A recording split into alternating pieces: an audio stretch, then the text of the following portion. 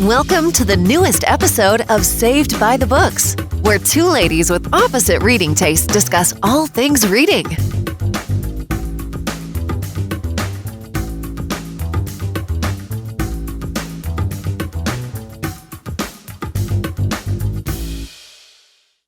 Hey guys, what's up and welcome to another episode of Saved by the Books. We're back with another bookish discussion, and we're finally going to expand on the little comments that I've been making the past few months about age ranges and young adult and what it is and all of that fun stuff, because it's been going around the book community, so we figured it's finally time for us to talk about it.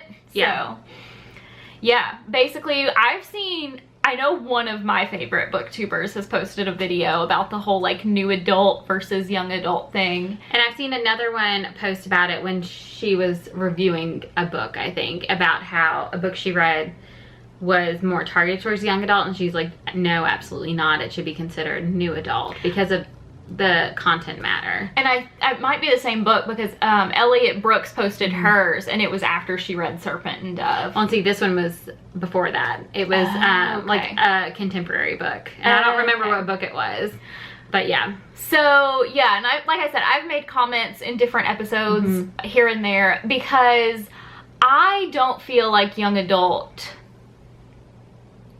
is to the appropriate, sometimes it's not to the appropriate age. Right. Like I know we kind of touched on it with Ace of Shades. Yeah, the Ace of Shades, and I said it in that podcast that I think it is young adult purely for marketing purposes. Yes. Because granted, I did actually reading the second one, I feel like it maybe mentioned somebody's age or something, and it was somebody's age was 17, and technically that's young adult, but technically, but with some of the content yeah, I feel like it was not something that 17-year-olds would face. I don't know, because they would face gangs and stuff. Yeah, there's a lot of stuff they would face, but I think, but not necessarily mafia organized crime. Right. So you know, unless you're already in it. I mean, yeah, I think you kind of either you're in it or you're not. I don't know. Right. And so I think what we're going to talk about today is kind of, sorry, EXO, is kind of about, what we think middle grade is versus young adult and versus what's been talked about recently with new adult. Because we both find that that is lacking when it comes to things, because there's some books I know I've seen and mentioned that in the young adult section at Barnes & Noble where really I'm like, if a kid, one of my students who's in middle school picks up that book, it's not necessarily appropriate. I feel like it should be more in the adult section at that point. So, I think it would be great if the publishing world and booksellers created this whole, there has to be a middle ground. And I liked how Elliot Brooks explained it with... See, and I didn't watch her video because I was like, I don't want it to influence what I say. Well, so. She kind of compared it to the content with the movie ratings. From PG, PG-13, and R. See, and I feel like it's hard because I feel like if you've only read adult, or you've only read new adult, or not new adult, young adult, Lord, I'm gonna go crazy this episode. If you've only read young adult, and you don't necessarily you're not in the romance world, because romance has had new adult for years. It's just that it's not actually in bookstores, and it's not it's pretty much college romance with sex. And a lot of new adult tends to have sex and stuff. Or graphic violence. It's both of those things. Or people taking drugs and where alcoholism is discussed and stuff like that. I feel like that's more what you find in what we consider new adult. Yeah. Than what should necessarily be in young adult. Yeah. So should we explain how we would break it down? Sure. Because that'll make it easier. Yeah, let's do that. I know. Okay, so I find middle grade should be middle school ages. So even here in where we live, middle school is 6th through 8th grade. But I feel like it could be anywhere from 4th grade to 8th grade.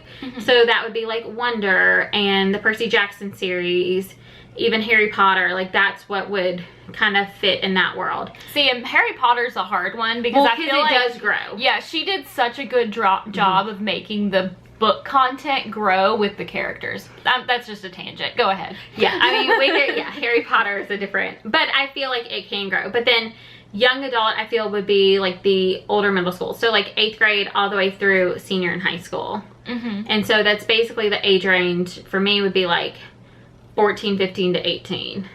But then if we had a new adult category, because that's what's been talked about, I would say that would be like 17 through like adulthood, early 20s. That would be the primary, like the ages for the characters, the primary target audience. Because it's not like we're saying you can't read them if you aren't in that age range. Like, yeah, I mean, you guys know, I read all of these types of books, and so do you. Yeah. So, but I like Paige mentioned earlier, before we even started this, like having a teen category. Yeah, that's what I was gonna say. I agree with Becky's age ranges, but I just, mostly because of like demographics. Yeah. And like this is what the rest of the world does. Yes, I agree. Is I feel like we should have like, I think the demographics are like child, preteen, teen, and then young adult. So I know that that would never happen just because we are so deeply ingrained in the book world to think of like young adult as like teen books. And even in like some like websites and like magazines and stuff, they'll call it like teens and YA. So like, I know that that would never happen. But ideally, like I would say that a teen would be like 14 to 18. So your age ranges. And then young adult would be 18 to 25. And I feel like that would make sense because I was just 25 like a couple of years ago. So like, I feel like I am in a different spot mentally and just like maturity level than I was even at 25. I actually saw something, this is a total off topic thing. It was a meme last night and it was like, Britney Spears shaved her head at 25 and now I understand. Right, yeah. So it's like, yeah, I feel like 25 is kind of like quarter life crisis. Yeah, you have like your quarter life crisis, but then you also start to like really feel settled in like who you are and like what you're going to be doing in life. Because I think new adult, like, or, you know, in that category would be perfect for those doing the transition from high school to college and college to adulthood. Yeah. Because there's so many different steps to take, and, you know, you aren't going to necessarily relate to the characters if they're in high school or middle school at that point, you know, because it's a completely different phase of life. And so if we had the teen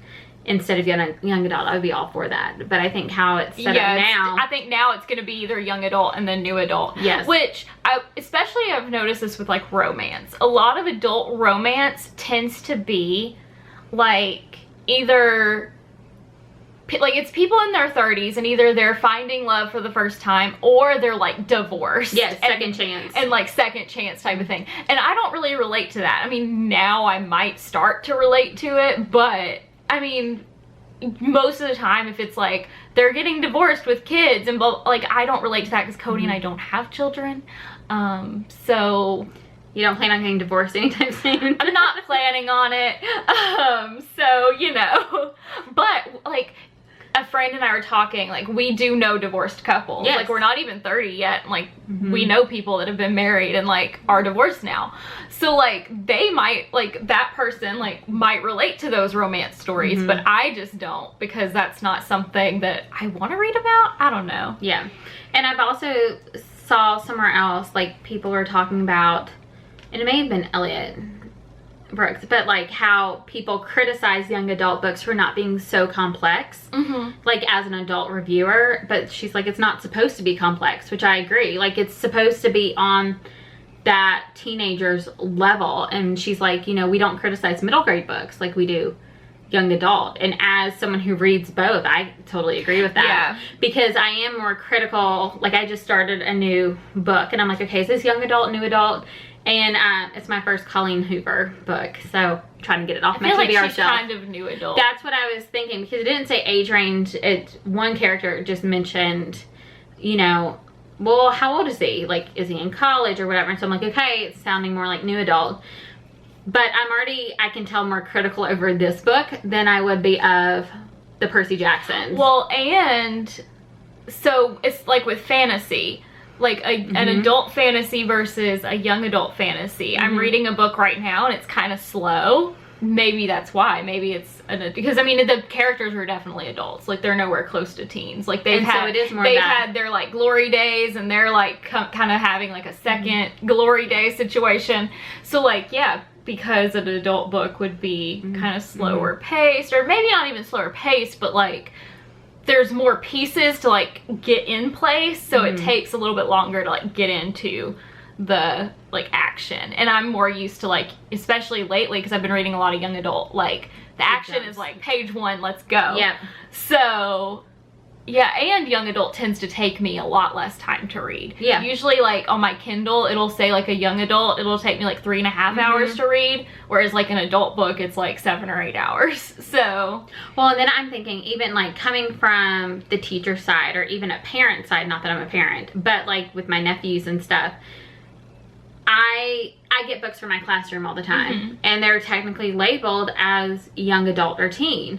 But recently there's some of them I'm like, I wouldn't have this in my middle school classroom. Yeah, because for sure. Like Ace of Shades, for example. No, yeah, I would never have that. But you know, even though I have older students that are more mature that could handle it, because I do have some really advanced kids and they're into all that type of stuff, but it would be so much nicer from that standpoint to have that clear separation between middle grade, young adult, and new adult.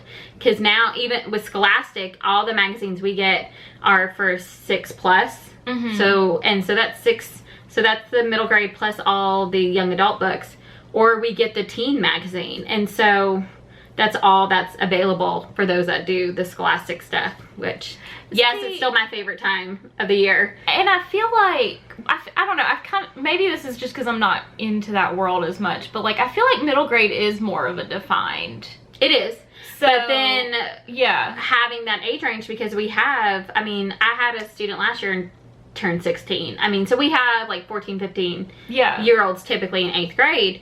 And so that's when you get into the young adult category. Yeah, and so trying to provide that, but then you have these new adults where, you know, I try to read as many books as I put on my shelf or like really research them, but not everyone can. And so those, what are now classified as new adults, have worked its way in. Like, I know I've seen kids, well, a lot of my students now are obsessed with Stephen King. So clearly that doesn't fit in any of these categories. But to be fair, I feel like if you're into reading and you're into like creepy stuff, every kid at some point has a Stephen King. And so, and I think that's different because I remember I jumped quickly from middle grade to adult books when I was in that. And so I think if you're a reader, but for those, when we're trying to like tailor our classroom libraries or our just school library, it's hard to figure out because I know I've seen kids read A Court of whatever it's Thorns called. and Roses. Thorns and Roses. And see, and that's one that a lot of people have had debates about because there is sexual content in the book. And I kind of mentioned this in our Ace of Shades vlog as well, but there's kind of a sexual scene in the first Ace of Shades. But yet, and this might be because of like world building that she did, but like there's no actual real cuss words. They replace the cuss words with something else, which like I said, could just be a world building choice. I don't know. But I find it interesting that, I don't know, and because I'm also not, like, I'm kind of against censorship in a way, but then at the same time, like, I think about, like, even honestly, like, my youngest cousin is probably, like, 18 now, but, like, a few years ago, when I was reading A Court of Thorns and Roses, like, I would have never been like, oh my god, you need to read this, because I just don't want to think about my little cousin reading that stuff. I don't know. And then but it is true that teens have sexual encounters. Sorry, I had to say that before we moved on to another subject. Yeah. So like, I mean, it's true. Yes. In a way, it's appropriate for them to have it because they confront it in real life. Or even they face issues of drugs. Yeah. And alcohol. I mean, if you've in any of the big news articles now, the biggest thing is vaping, which I'm not going to get on that story. But I mean, that's present in the middle school. Yeah. And it's a huge issue. I mean, just like, I don't know, like that, and even violence, like what they see news, the video games they play. So it's, you know, because most of the time people say new adult is where you put all the ones that are, you know, more graphic when it comes to violence or you know, sex or stuff with drugs, but the kids face this every day, or they see examples of it every day in their life. So oh yeah, and it's not just books too. I mean, it's video games, movies, like everything. And I feel like it's and as far as like what your personal child or like your children should do, I think it's such an individual thing, because some kids can handle more things than others. Yes. And some kids need to see some stuff in a book, maybe because they face certain things in their life, and like to read it helps them like process it and understand it and all of that. So it's hard to decide like what should be new adult and what should be young adult.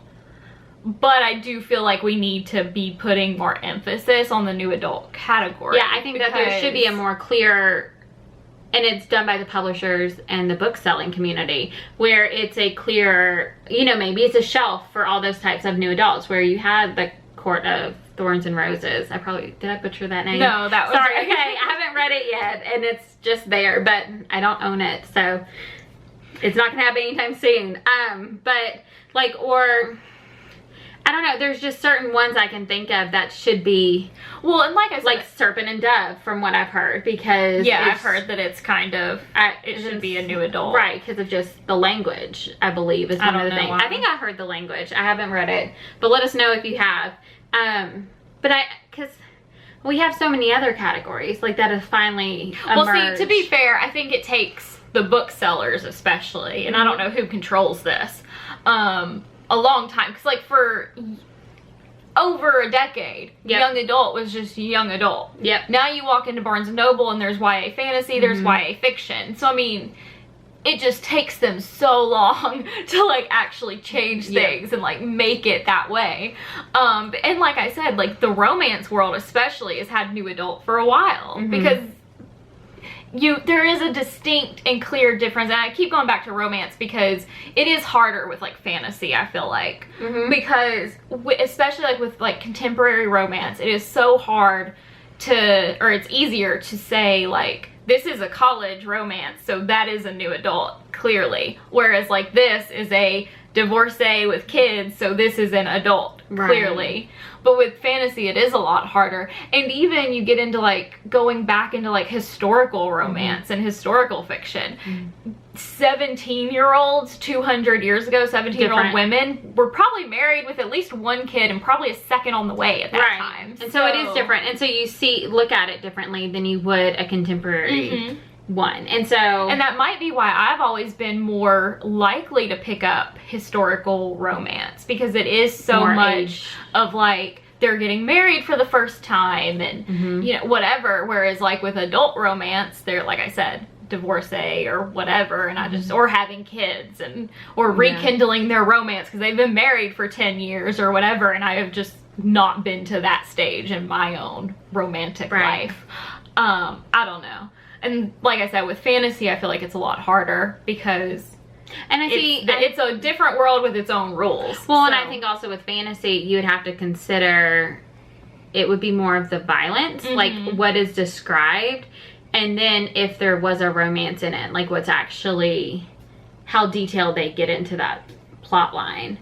I think that's the only thing, in which we know with a lot of fantasies, a lot of them don't have that romance aspect, depending on, and we've talked about this actually not long ago, if it was written by a male versus a female.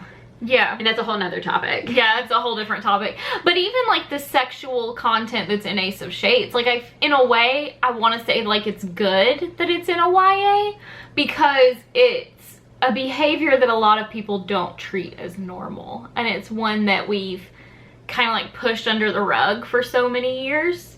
And if you've read the book, you know what I'm talking about, but I'm trying to like be vague because I don't want to give spoilers as to like what it is. But it's something that's like always been kind of like a shameful thing, especially for like women. And so in a way I felt kind of am like, hey, this is signs that we're moving into modern times. Like, well, and we even talked about how it was a more accepting society, which is not the norm that we've seen in the last few, well, hundreds of years. But it is a more accepting society, so it is showing that more. But some people, I mean, would consider that new adult. Yeah. Especially where we live. Or, like, a lot of people, Red, White, and Royal Blue is one of my favorites that I've read this year. and I kept recommending it, and a lot of people didn't realize that it was shelved in the adult section. And see, I had no idea until I thought it was a new adult, or at least or young adult. I would have assumed that it was young adult. I think it was when we went to Barnes & Noble and I saw it, or you showed it because I hadn't gotten it yet. The day before I had like heard somebody talk about how it was adult or something like that. And I was surprised. I wouldn't have known unless I actually saw it when I truly only knew when I saw it in the bookstore and where it was. It was in the romance section, so it wasn't in the YA section, because I always thought it was marketed towards more YA. And even I was so excited that it was even in the romance section, because because of how much buzz it had been getting, I would have assumed it would be in like just the regular fiction section, which it did not need to be. I think it was classified exactly where it should have been. Yeah, it was totally a romance. It was totally new adult, so romance, it should have been the adult romance. And it was perfect where it was supposed to be. Yeah. Just because, like I kind of alluded to with Ace of Shades, with marketing purposes, I wouldn't have been surprised to see it in the young adult. No. If I walked into a bookstore tomorrow, like maybe it's not Barnes & Noble, but it's like an independent bookseller, and it was in the young adult section, like I would not be surprised. No. Just because of how popular and how it was marketed. Yeah. I think. And so I think the booksellers did a good job in that instance, that someone clearly read the book and realized this is where it kind of should go. Or the publisher suggested this is where it should go. Because I don't really know how that works. I don't know. Because I know they classify, but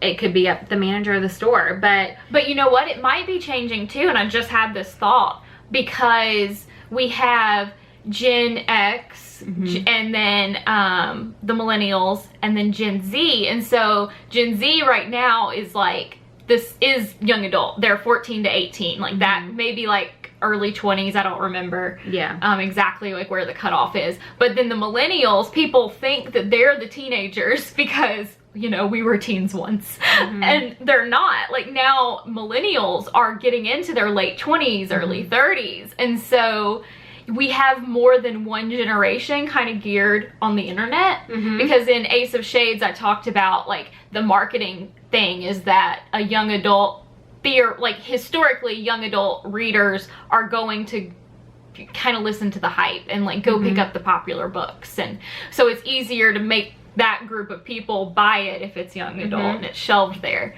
But now we might see this kind of shift and change, because there are so many more generations that are on BookTube. Like I don't know, I see a lot of like millennial type age booktubers, and then we have like the young adult booktubers, and even like the young adult booktubers who I started watching in 2016, they're kind of gearing more toward adult. Yes. And so we do have more age ranges that are listening to the hype and wanting to pick up the new books and being in the book community. And so I hope, because a lot have been talking about new adult on BookTube, I wish, like my hope is in the next few years it transfers to where we see that as a norm. Yeah, that would be awesome. Because I think that would really help. Even though, once again, I am too old to benefit from this. Yeah. Like, just like with young adult, like I've talked about this, like I stopped reading during nursing school, and while I wasn't reading, it was like young adult just exploded and became this huge section. Well, fantasy exploded. I remember I was at brunch with family this morning, and I met, like, it was family friends and stuff, and our camera stopped recording and we don't know when, so there's that. Sorry, YouTube, you missed something, but if you are listening, you're fine. Yeah. Anyway, I was talking about like just how like YA exploded, and she was talking about fantasy and all that stuff, but I don't know, I'm just still kind of hung up on that, because like I distinctly, like I went into a Barnes & Noble and then I didn't go into another Barnes & Noble for 5-6 years. And so I just hold on to that memory, because it was so like bizarre and just surreal to walk into like what it was just like two little shelves, like was an entire section. Yeah. I don't know, it's cool. So hopefully it will continue to change. I think it may. I feel like it is, and I said this a second ago, I don't know if it caught it, but like it's like the awkward teenage years. So you have the clear childhood, the clear middle grade, And then it's, what do you do with that young adult, new adult? Like, it's that awkwardness because, and especially in those time periods, people are at all different stages. And I think maybe... And that may also... I feel like historically, I feel like it was kind of the norm to kind of just like lump all of that together, you know? But like, I think now we are a lot more conscious of the fact that a 14-year-old is going through vastly different things than an 18-year-old. So yeah, like, I don't know. I hope that it keeps changing and that we keep getting some other categories, especially in the bookstore, because I feel like even if publishing knows that this new adult exists, for one, they're not buying books because of marketing purposes, probably. And that probably stems from the fact that new adult is not in the bookstores. So I wish, or I hope that like the bookstores kind of, I think don't take as long this time. Well, and I wonder the group that could possibly like make it take off. Like we said, millennials may with BookTube and stuff are a big influencer, but now the independent bookstore community has you know, rebounded and expanded, and so I wonder if they start having their own, you know, new adult, which I feel like is a lot easier in those types of places versus, you know, a big corporate company. Maybe it would eventually start taking off in that sense. So if you are listening and have any independent bookstores or are good friends with owners of independent bookstores, maybe you suggest it to them, because that would be pretty cool to see a new adult section. I'm actually just scrolling through the books I've read this year to kind of see like what I would classify as new adult. American Royals is another one that I would classify as new adult. The Traitor's Kiss, and specifically the second one and the third one, because I feel like that is a trilogy that definitely grew over the 3 books, and the characters definitely grew, and I think it did kind of start out as like late young adult and then move into young adult. And I think we could see that with a lot of some of the series where it just moves. I reread Twilight in January. I was about to say, Twilight could technically, the end books with her... Yeah, with her being like, married and going through everything. That could be that last one could be a new adult. For Nesme, y'all. Moving on. Moving on. I don't know. A Curse So Dark and Lonely. I'm trying to remember how old they are. I think they're teen years. But they do, and like they face things and that are more of a new adult thing.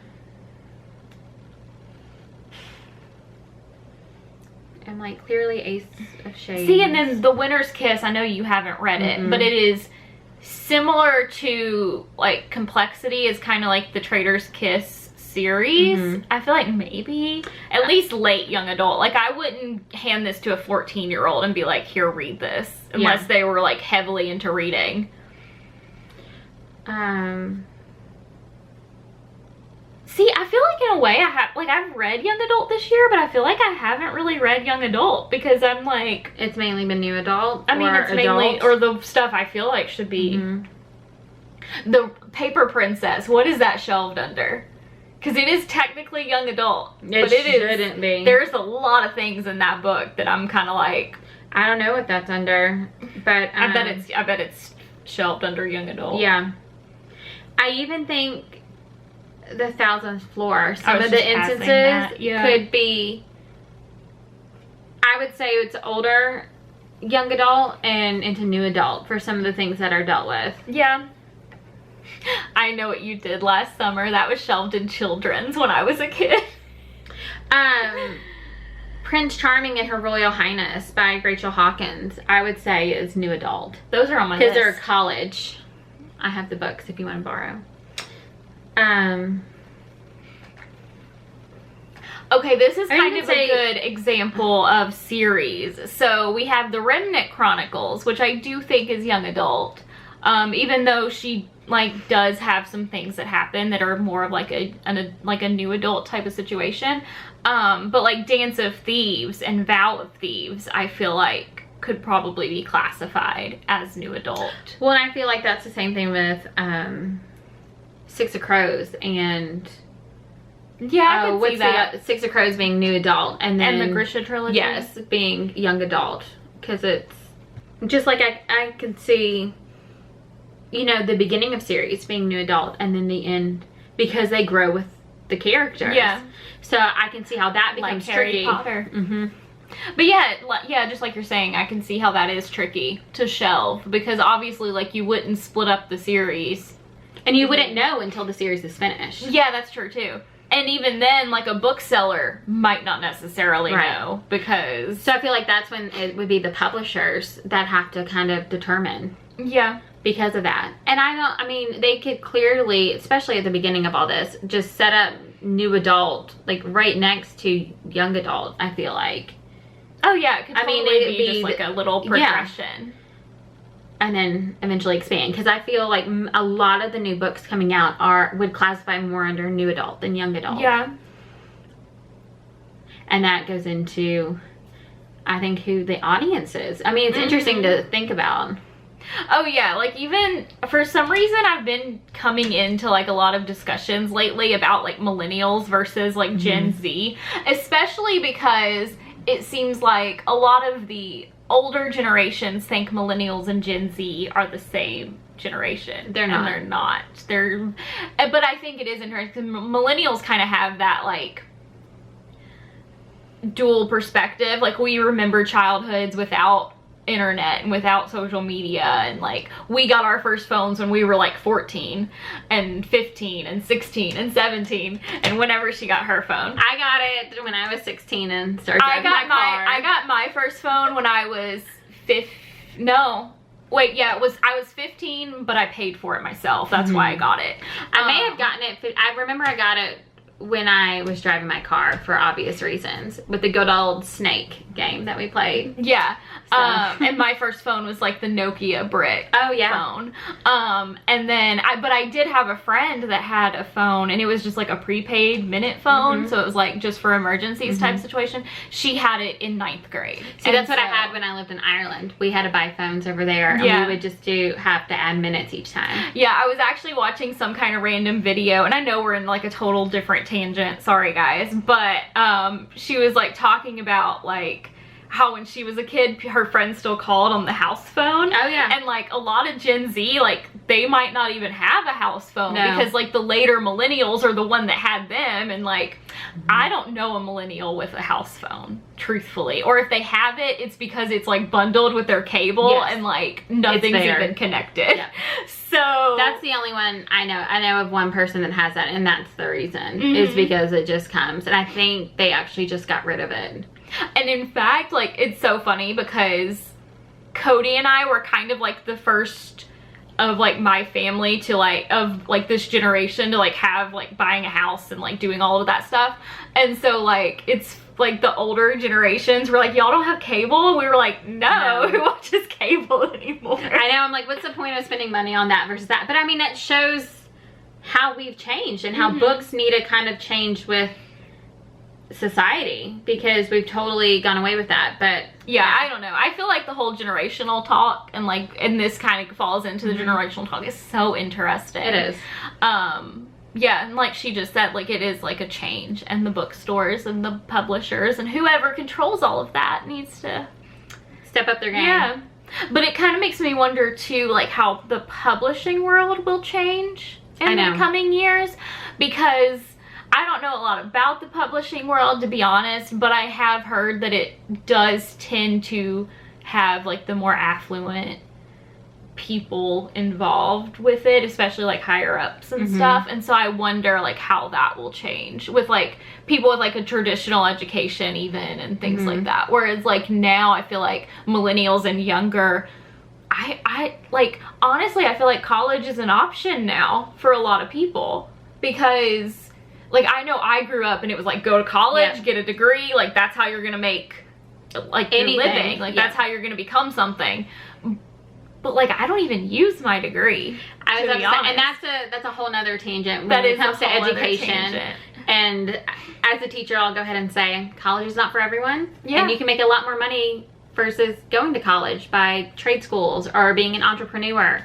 And we push it. I mean, I had a kid come up to me saying, you know, about he wanted to like move across the country and create, you know, work on a graphic novel. And I was like, I'm here for it. Like, I will edit it out, you know, like, I feel like we are. I feel like we are more of like, follow your dreams, even if you fail. Yeah, whereas even like I was always taught when I was a kid, like, you can follow your dreams in your off time. Right, but I feel like now it really is follow your dreams. And I think we're seeing, that's why we see so many, why the young adult and new adult has truly exploded, because we see so many and it's people awesome. following their dreams, and they're writing the stories that they wish was there for them, which I know you've talked about. Yeah. About wishing growing up you had those fantasy stories that you never had, and now we see it completely. And I think that's where it's coming out. And then we see, I feel like that's why a lot of my generation just reread Harry Potter over and over and over and over. Well, and I feel like they're including current issues,